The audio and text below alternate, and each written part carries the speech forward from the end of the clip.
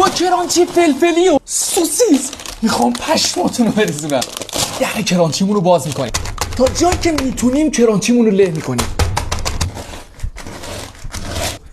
یه دونه از این بشقابا شیر ریزیمش داخل یه ظرف. حالا یه دونه تخم مرغ، زردچوبه، مقدار کمی فلفل قرمز، فلفل سیاه، نمک و آرد. حالا باید همش بزنیم. واسه الان که دارم این کلیپو میگیرم فیکس 102 کی ام. ببینیم بعد از این کلیپ چند کی بهم اضافه میشه. سوسیس یه دونه خلال دندون از فرو میکنیم به این سوسیسا، کنیمش داخل این ملات که خوب آغشته بشه.